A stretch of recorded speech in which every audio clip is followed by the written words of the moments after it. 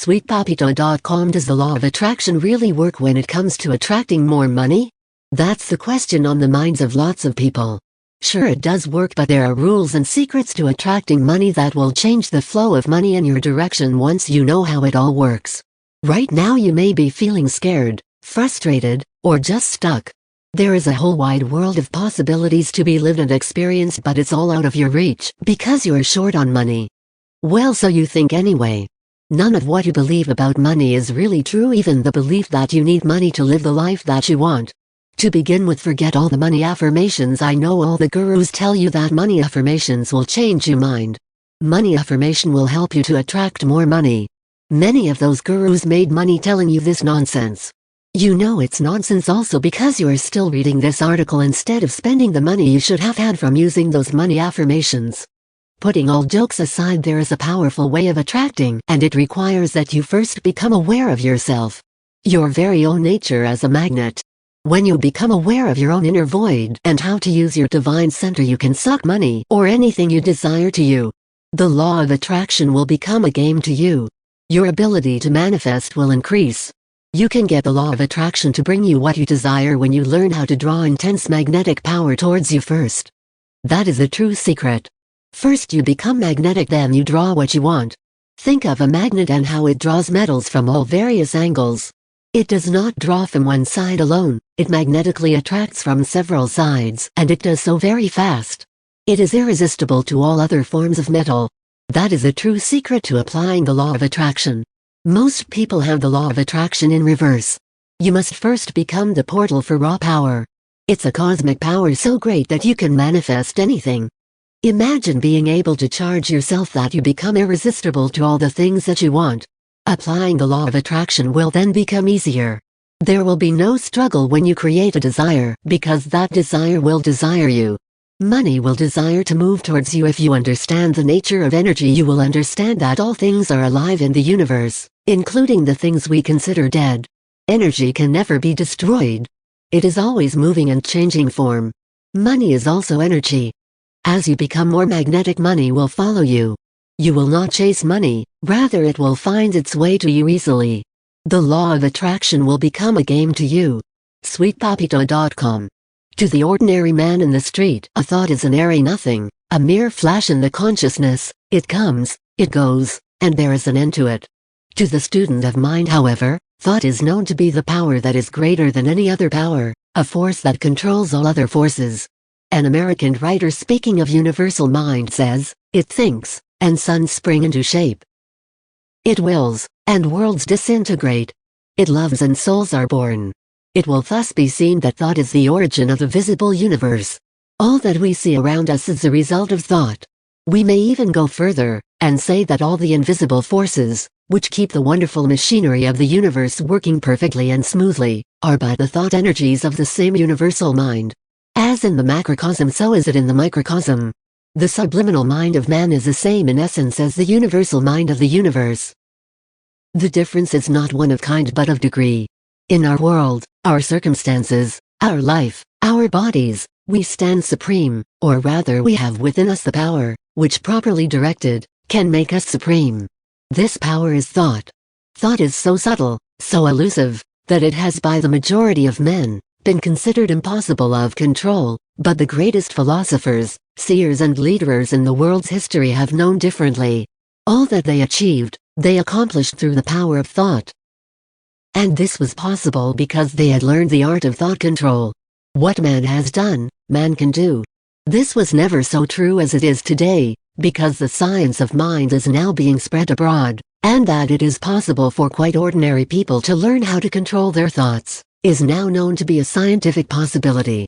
Dr. Abrams, in his epoch-making book entitled New Concepts in Diagnosis and Treatment, The Practical Application of the Electrotonic Theory in the Interpretation and Treatment of Disease, describes how he has discovered the energy of thought and measured it by means of an instrument called the biodynamometer. With one subject in a room with closed doors, and another subject in another room, 40 or more feet away, it was found that one subject could affect the other by a definite exercise of thought. Anger and emotion yielded an energy which produced an effect at a distance of 80 feet.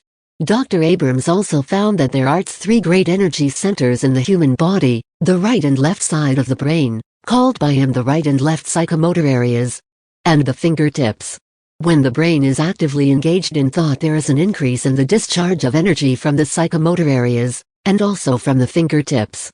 It was also found that ordinary people discharged energy from one psychomotor area only, but a great thinker discharged energy from both. The amount of energy discharged in this way can be gauged by the fact that Edward Markham, the poet, discharged energy from his left psychomotor area alone equal to a resistance of 60 ohms. As the energy discharged from a giant magnet with a lifting capacity of 400 pounds to the square inch is only 32 ohms, we can form some idea of the immense power of thought which man possesses.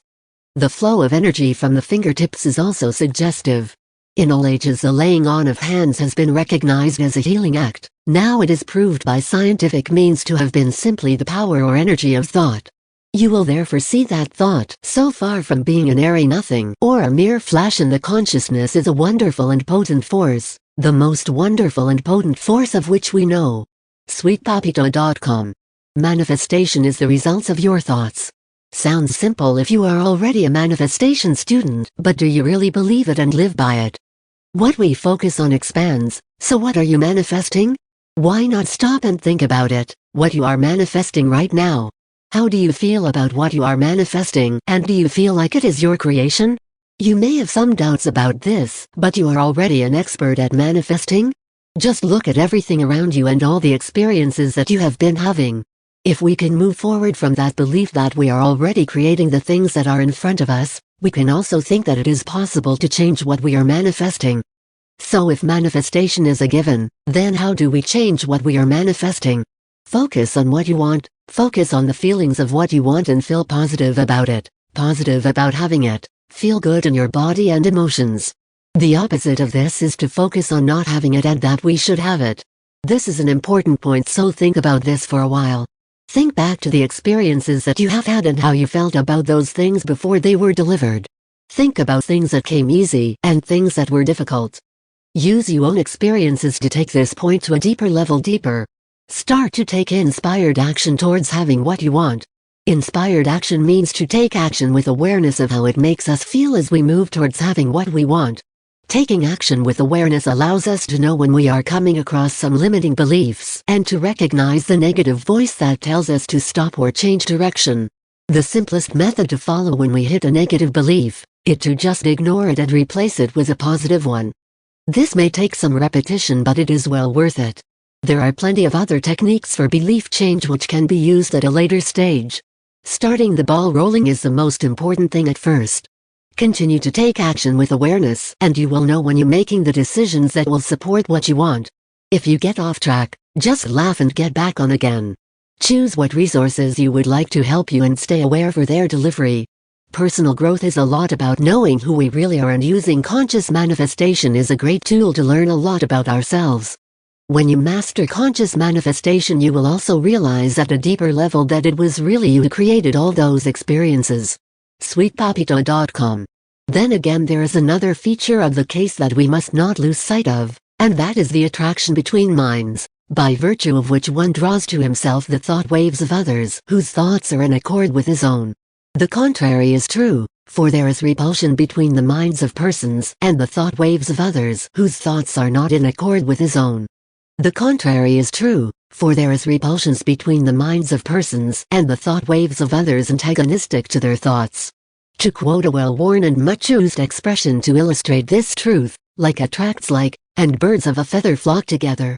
There is ever in operation this marvelous law of attraction and repulsion of mental energy, persons allowing their thoughts to run along certain lines, and permitting the feelings to be expressed in certain ways, draw to themselves the thought waves and mental influences of others keyed to the same mental keynote. And likewise they repel the waves and influences of an opposing nature. This is an important fact to remember in one's everyday life. Good attracts good and repels evil. Evil attracts evil and repels good. The predominant mental attitude serves to attract similar influences and to repel the opposing ones. Therefore watch carefully the character and nature of your thoughts. Cultivate the desirable ones and repress the undesirable ones. Verily, as a man thinketh in his heart, so is he. Some thought waves sent forth with but little strength travel slowly and do not proceed very far from their place of emanation, but creep along like some smoke or fog, lazily and yielding. Other thoughts charged with a greater intensity of desire or will, dart forth vigorously like an electric spark, and often travel great distances. The weak thought waves do not last a very long time, but fade away or become neutralized or dissipated by stronger forces. But the strong thoughts persist for a long time, retaining much of their vitality and energy. In the same manner, the thought waves of a person will continue to vibrate around him wherever he goes, and those coming in contact with him will be impressed by the character of his vibrations in this way. Some men send forth gloomy vibrations in this way. Some men send forth gloomy vibrations, which you feel when you come in contact with them. Others radiate good cheer, courage and happiness, which conditions are induced in those with whom they come in contact. Many people will manifest these qualities so strongly that one can notice the effect the moment such persons enter a room. They carry their atmosphere with them, and the same is induced in the minds of others around them. In the same way, some people carry with them vibrations of willpower and masterfulness that beat upon the minds of others, making them feel the power of such persons and conquering their own willpower and changing their desires. Others manifest a strong power of fascination or attraction, in a similar manner, which tends to draw others to them and to their desires and wishes. Not only does this principle operate in the phase of general mental atmospheres, but also in the phase of direct personal influence. All forms of mental influence operate along the lines of mental induction, as herein described. The principle is the same in all cases and instances, although the manner of operation varies according to the particular phase of the phenomena manifested. Remember this as we proceed, and you will be able to understand the subject much better. SweetPapito.com